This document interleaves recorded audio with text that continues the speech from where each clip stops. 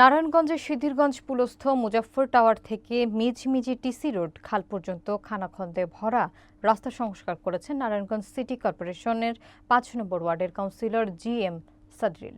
বিস্তারিত থাকছে মনিরুল ইসলাম মনিরের প্রতিবেদনে। মঙ্গলবার ১৭ জুন সকালে তিনি নিজ অর্থায়নে রাস্তার মেরামত কাজ শুরু করেন। কাউন্সিলর GM সাদরিল জানান, তিনি আগে নারায়ণগঞ্জ সিটি কর্পোরেশনের ৫ নম্বর ওয়ার্ডের কাউন্সিলর হিসেবে দায়িত্ব পালন করেছেন এবং বিভিন্ন সামাজিক উন্নয়নমূলক কাজে সক্রিয় ছিলেন। এলাকাবাসীর অভিযোগের ভিত্তিতে তিনি দেখেন গুরুত্বপূর্ণ এই সড়কটির অবস্থা অত্যন্ত করুণ, অথচ স্থানীয় বিত্তবান এবং সংশ্লিষ্ট ব্যক্তিরা এটি সংস্কারে কোনো উদ্যোগ নেননি। তাই জনদুর্ভোগ লাঘবে তিনি নিজেই উদ্যোগ নেন।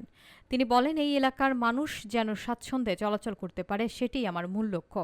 উল্লেখ্য, সামান্য বৃষ্টিতে সিদ্ধিরগঞ্জ পুলের ঢালে জলাবদ্ধতা দেখা যায়, সৃষ্টি হয় চরম দুর্ভোগের। এতে ভোগান্তিতে পড়েন চাকরিজীবী, শিক্ষার্থী, রোগী এবং তাদের স্বজনরা। সংশ্লিষ্ট রাস্তা সংস্কারের মাধ্যমে সমস্যার আংশিক সমাধান হবে বলে এলাকাবাসী আশা করছেন।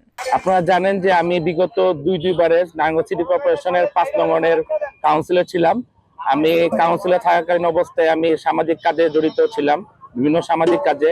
তারই ধারাবাহিকতায় আমি এখানে দেখেছি যে এখানকার ওয়ার্ডের বিভিন্ন জনগণ এসে আমাকে অভিযোগ জানিয়েছেন যে এখানে যারা জনপ্রতিনিধি ছিল বা সমাজে যারা এখানে বসবাস করে বিত্তবান না, তারা এই রাস্তা দিয়ে কোনো খেয়াল রাখছে না।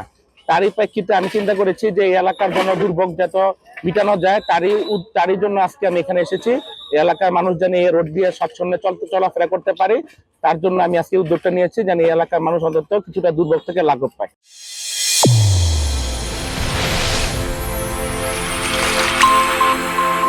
চ্যানেল A1 হৃদয়ের স্পন্দন।